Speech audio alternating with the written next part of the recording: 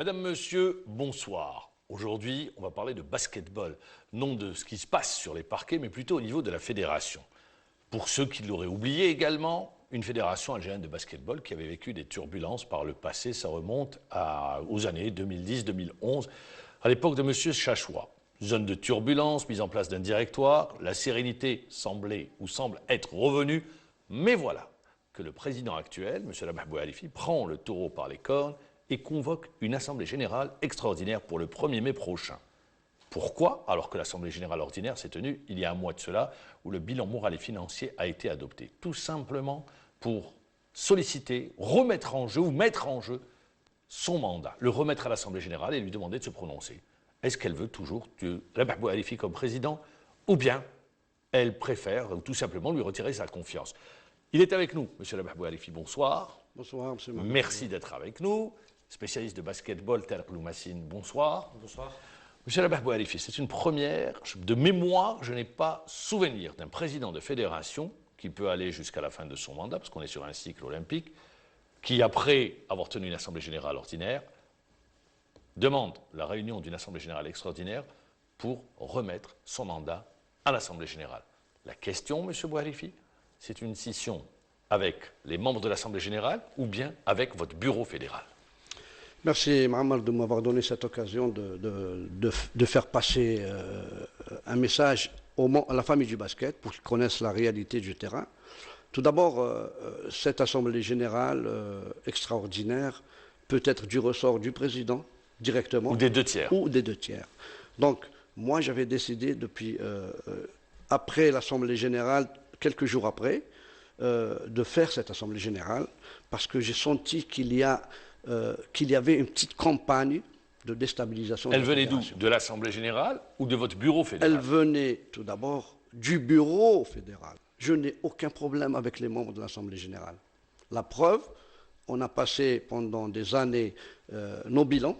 Les bilans de la fédération étaient passés régulièrement. Bilan moral et financier. Moral et financier. Les statuts ont été adoptés. La mise en conformité également a été refaite. Donc, je n'ai aucun problème avec les membres de l'Assemblée générale.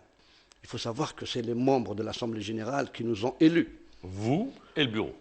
En revenant un petit peu en arrière, il faut que les gens se rappellent. Donc, vous dites, simplement, je n'ai pas de problème avec l'Assemblée générale, donc ça veut dire que c'est avec les membres du bureau. Exactement avec les membres du bureau. Tous les membres du bureau ou une partie du bureau? Non, ce n'est pas tous les membres du bureau. C'est une, je m'excuse de le dire. Une minorité? Mais je dirais que c'est une secte. Ah, vous allez plus loin. Je vais plus loin. Quand vous dites une secte, c'est-à-dire qu'il y a un gourou. Vous l'avez bien compris. Ces gens-là, il y a 6 membres du bureau fédéral qui ont travaillé. Je vous donne un exemple. Ils ont travaillé avec moi pendant près de 4 ans. Nous avons fait près de 50 réunions de bureau. Tous les PV sont adoptés par ces gens-là. Nous avons fait 4 assemblées générales. Les bilans sont adoptés.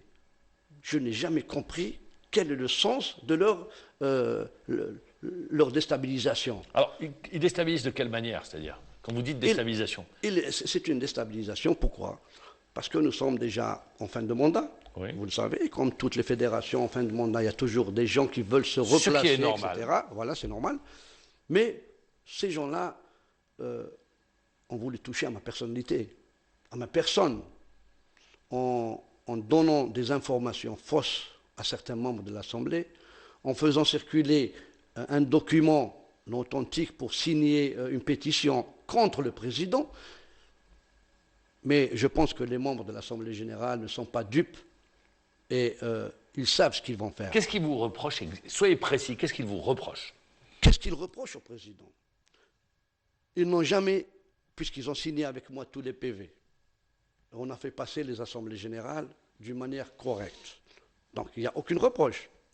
Le problème, où il est? Oui, mais dans la pétition, qu'est-ce qu'ils disent? Ce n'est pas la pétition, elle n'est pas valable. Oui, d'accord. Alors, le problème est situé où?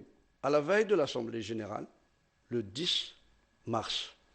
Ça fait un mois qu'on a fait l'Assemblée générale. Ils n'ont même pas osé se lever à l'Assemblée générale et expliquer aux gens quelque chose.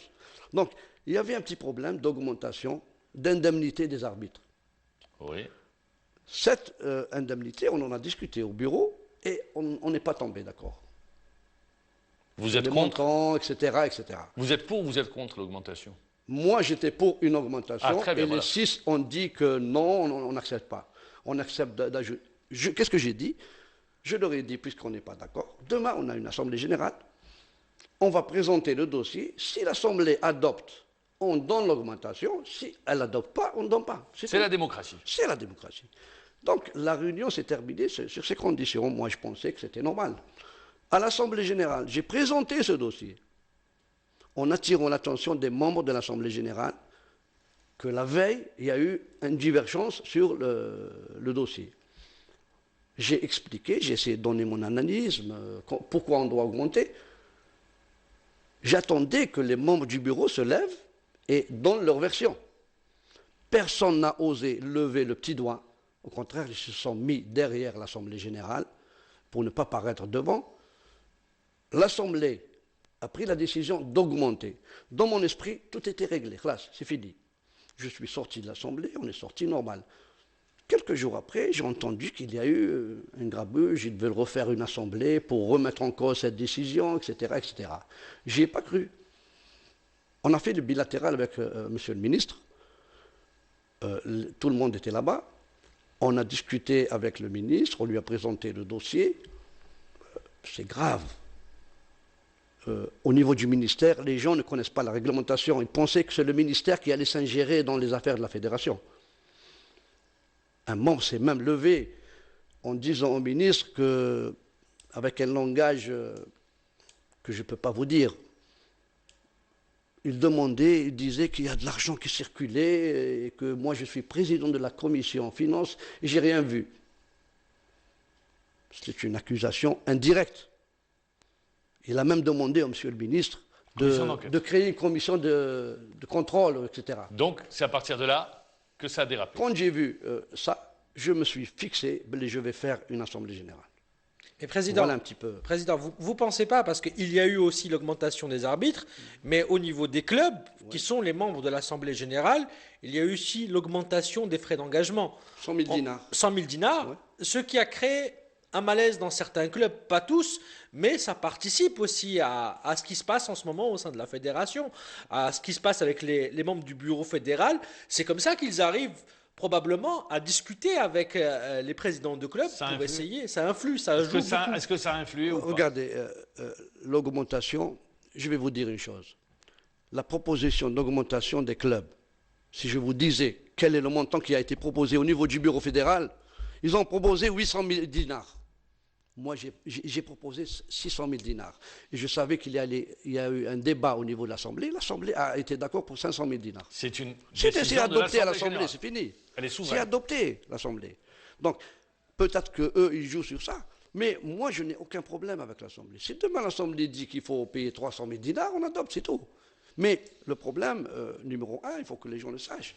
Alors, le bureau est composé pour les téléspectateurs. Combien de membres au bureau? 9 membres. Et le problème se pose avec combien de personnes? Avec les 6 personnes. Mais je dois attirer votre attention sur une chose. Ces membres-là ne veulent pas travailler. Ils n'ont pas le sens d'une gestion d'une fédération. Ils ne veulent pas travailler. Dès que je leur donne une mission, ils se mettent à refuser. Ils me l'ont dit. Vous pouvez demander ça au secrétaire général qui est du ministère, qui est à la fédération. Vous pouvez demander ça à d'autres membres. Ils l'ont dit directement. Nous, on ne travaille pas. On a été élus là pour prendre des décisions. Comment prendre des décisions? On n'est pas la PN. C'est un bureau fédéral, association, bénévole. Vous devez gérer votre commission. Eh bien, je me suis retrouvé, moi et quelques personnes, à faire tout le travail de ces gens-là. Monsieur Bouhalifi, est-ce que vous ne pensez pas aussi que c'est un peu, allez, je vais le dire, de votre faute, puisque si vous dites qu'aujourd'hui, ils ne travaillaient pas, qu'ils étaient là pour prendre des décisions, c'est qu'à un moment donné, vous avez décidé de faire leur travail à leur place et vous les avez couverts aussi. Exactement. Les membres de l'Assemblée me l'ont dit. Ils m'ont dit que c'est un peu de votre faute, vous les avez laissés. Mais il faut comprendre pourquoi.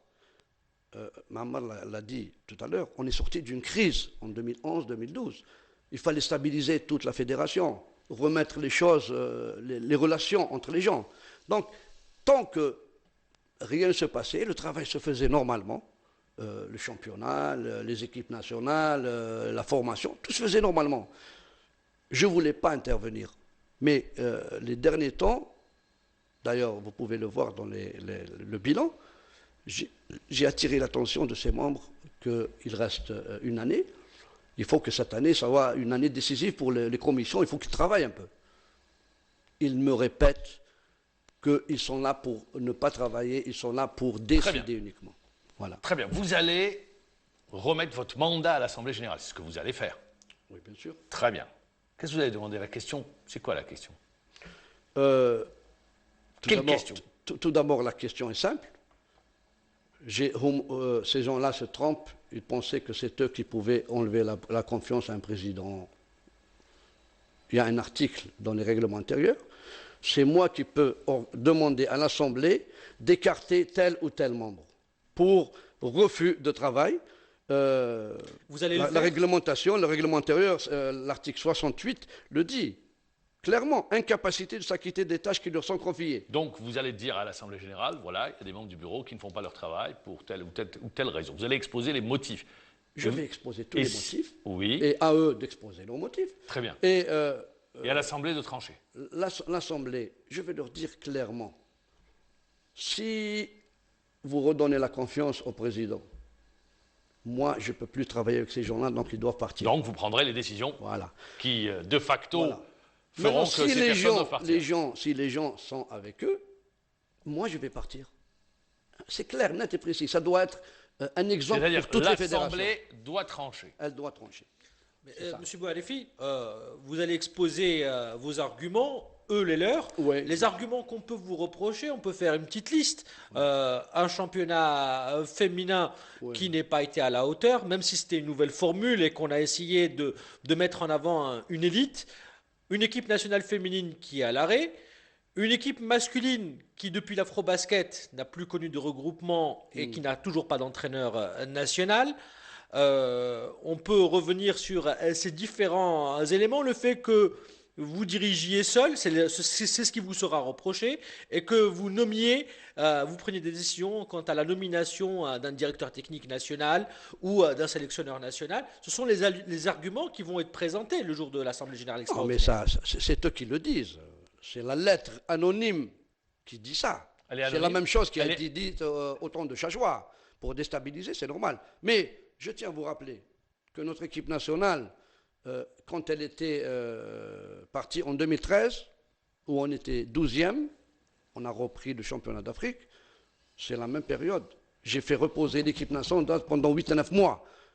Et elle a repris, on est sorti 6e au dernier championnat d'Afrique. Mais je me pose la question. Qu'ont-ils fait ces membres pour attirer l'attention? C'est-à-dire qu'ils reconnaissent qu'ils ne veulent pas travailler. Dans les PV de réunion, pour rebondir sur ce qu'a dit Talal Loumassine, dans les PV de réunion, ils co-signent les PV de réunion où les décisions sont prises. Ils sont vous savez comment ça se passe. Vous savez comment ça se passe. On fait la réunion, par exemple, aujourd'hui. On discute des trucs. Le PV est fait. Non. Après. Le PV, on refait la prochaine réunion. On relit le PV de la dernière réunion. Et on l'adopte. On l'approuve. Tous les PV sont adoptés. Avec toutes les décisions qui ont été prises. Toutes les décisions, ils sont dans les PV. Très bien. Voilà, nous avons près de 45 ou 50 PV qui sont au niveau du ministère. Alors moi, je vais vous poser une question différente. Vous êtes président d'une fédération. Si je me trompe, vous me rectifiez. Il est dit, au niveau de la réglementation, des statuts, que le cumul est interdit. Pourquoi, monsieur Bouhalifi, vous n'avez pas fait jouer cette clause du cumul, ou cet article, pardon, du cumul pour vos membres, qui sont des cumulards? Quand je dis cumulards, c'est-à-dire président de ligue, d'association, mais également membre du bureau. Pourquoi vous ne l'avez pas fait jouer alors que la réglementation est de votre côté? Mahamar Wallah, vous me donnez l'occasion, je n'ai jamais voulu parler de ce problème. Je vous ai expliqué pourquoi. Je vous ai dit qu'on était sorti d'une crise. Et moi, je voulais stabiliser. Oui, mais pour ne pas retomber dans la crise, du moment où vous avez une réglementation qui est de votre côté, pour partir, disons-le, sur une base réglementaire. Vous savez, parmi les membres du bureau fédéral, ces membres-là, la majorité, c'est des cumulards. Ils sont présidents de ligue. Au niveau de la ligue régionale, des DAF, au niveau de la fédération, le ministère est au courant. C'est des cadres du ministère. Je vais vous dire une chose. La plupart du temps, pour les fédérations, la déstabilisation des fédérations vient de la part de ces gens-là. Viennent des cadres du ministère? Des cadres du ministère. Ils sont payés par le ministère et le ministère ne veut pas intervenir pour, je dirais, leur enlever, appliquer le cumul. Au niveau de DGS, il leur dit, vous êtes en train de cumuler, vous devez quitter. J'ai reçu plusieurs lettres du ministère, et ils le savent. Vous demandant d'appliquer la réglementation. Me demandant de nous donner la liste des gens qui cumulent. Et comme on était en pleine reconstruction de la fédération, moi, je n'ai pas voulu. Tant qu'il n'y avait aucun problème, je me suis dit qu'ils sont en train de travailler avec moi. On travaille ensemble, il n'y a pas de problème. Mais les gens, ces gens-là, je vous dis une chose. Ils ont trahi ma confiance. Ils ont trahi la confiance que j'avais en eux. Il y avait, je comprends un petit peu les gens qui sont éloignés de la fédération. Ils ne peuvent pas venir tous les jours, je le comprends. Mais il y a des gens qui sont là, à côté. Il y avait un membre qui était mon bras droit. C'était lui, mon homme de confiance. Il ne m'a jamais montré quoi que ce soit. Il fait partie des... Il fait partie. Et peut-être que c'est lui qui est en train de jouer sur tout ça. Pourquoi? Parce que peut-être qu'ils ont... moi, j'ai dit quelque chose qui les a un peu choqués. C'est quoi? Je me suis permis de dire ouvertement au bureau fédéral que je ne travaillerai plus avec vous. J'ai jamais travaillé avec un bureau. J'ai travaillé avec le bureau avec M. Slimani, avec M. Chachoua et M. Beraf. Jamais je n'ai vu des comportements de cette sorte. J'ai jamais vu des membres travailler de cette manière. Vous ne pensez pas qu'il faut revenir à l'essentiel? Certains membres du bureau ne connaissent pas le monde du basketball ou le connaissent de loin. Ils ne vont pas dans les salles. Ce ne sont pas d'anciens basketteurs. Ils sont arrivés un peu au basket par hasard. Il faut revenir à l'essentiel, avoir des membres du bureau. Mais alors, question, comment ils se retrouvent dans l'Assemblée générale? Exactement, exactement. C'est la question, alors là. Voilà, il a touché un petit peu un point sensible. On ne peut pas tromper l'Assemblée générale. On ne peut pas tromper les clubs et les ligues. C'est des désignés? Non, ce n'est pas des désignés. Alors, comment? Moi, quand je suis venu en 2011, la fin 2011, pour continuer le mandat... Juste pour continuer sur cet aspect-là, parce que là, Tarek Loumassine vient de donner une information qui est quand même importante. Pour être membre d'une Assemblée générale, il faut être élu. Si, je pense, c'est ça la réglementation, si mes souvenirs sont bons. Or, s'ils ne sont pas élus, ils arrivent d'où ces membres? Ils sont dans des ligues. Ils travaillent dans des ligues. Ils travaillent on leur donne un mandat. Le mandatement est donné pour qu'ils puissent se présenter. Vous vous rappelez Ils sont élus au niveau des ligues. Ils sont élus au niveau des ligues. Donc ils viennent du monde du basket. Non, mais Mahamad. Je parle en tant que représentant, en tant qu'ancien joueur. Ce ne sont pas des basketteurs. Ils n'ont pas joué sur les parquets. Ils n'ont pas cette connaissance du monde du basket. Ils n'ont pas vécu. Monsieur Boualifi peut en parler. Allez-y, monsieur Boualifi. Moi, je vous explique. C'est pour expliquer aux téléspectateurs, parce que quand on donne une info, il faut être dans le détail. Les gens le savent. Certains membres, comme par toutes les fédérations, certains membres, et le ministère doit prendre des décisions dans ce sens-là, pour empêcher certains de ces cadres à... D'ailleurs, c'est des techniciens. Des techniciens, qu'est-ce qu'ils ont à voir avec la fédération? Ils doivent travailler sur le terrain. On est en train de chercher des techniciens, on n'en trouve pas. Donc ces gens-là, je vous le dis officiellement, ils sont rentrés par accident à la fédération. Il y avait une crise à la fédération. Personne ne contrôlait quoi que ce soit. Les membres de l'Assemblée, quand ils sont venus me voir pour prendre la fédération, ils ne cherchaient qu'une personne pour stabiliser les choses. Ils se sont infiltrés, ils sont rentrés à la fédération. Il y a des gens qui n'ont jamais mis une cuissette pour jouer au basket. Ils se permettent de remettre en cause. Je tiens à vous rappeler autre chose. La campagne a commencé déjà au mois de juin à peu près, ou là avant. Pourquoi? Ils ont commencé à déstabiliser le directeur technique, l'ancien directeur technique national. C'était M. Belkadi. Ils ont commencé, j'ai eu d'énormes problèmes avec eux. À chaque séance, ils voulaient qu'ils soient écartés. Après, ils se sont attaqués au nouvel entraîneur national, l'ancien entraîneur national, pour essayer de l'écarter. Ils sont attaqués à M. Boufnik. M. Boufnik qui a quand même 50 ans d'expérience, c'est un arbitre international. Il est connu au niveau mondial. Ils veulent se comparer à lui. Ils veulent le rabaisser. Donc, tous ces points-là, en les accumulant, on se retrouve devant une situation de déstabilisation. Aujourd'hui, on est dans une impasse. On arrive à la fin de l'émission. Oui. L'Assemblée générale aura lieu le 1er mai prochain. L'Assemblée générale aura lieu le 1er mai, Inch'Allah, à 9h30 Ça sera un dimanche. au comité olympique. Et j'espère que ils sont, j'ai oublié de vous le dire, comment ils ont déstabilisé la famille du basket. Ils se déplacent au niveau des salles et des stades. Ils promettent aux équipes qu'il n'y aura pas de descente. Il va y avoir 8 qui vont monter. On va mettre 4 groupes. Ça me fait penser au handball à un moment donné. Après, ils sont entrés dans une crise et on connaît la suite. Voilà, voilà. Merci. Donc, je tiens à vous remercier. C'est moi qui vous dis merci. J'espère que l'Assemblée générale sera Et si présente. un des membres, je le dis, si un des membres du bureau fédéral, pour être équitable, nous allons les inviter pour nous apporter des précisions, pour que les choses soient équitables et que les téléspectateurs puissent avoir une idée bien précise. Bien précise. Okay. Merci, M. Bouhalifi, président de la Fédération algérienne de basketball. C'est la première fois, je le dis, qu'un président met ou remet son mandat en jeu à un an, du renouvellement des fédérations pour demander si oui ou non, eh bien l'Assemblée générale lui fait toujours confiance. Merci encore une fois. Merci Tariq El-Massine. Je vous dis au revoir, vous souhaite bonne soirée et rendez-vous demain. Demain, on parlera football. Au revoir.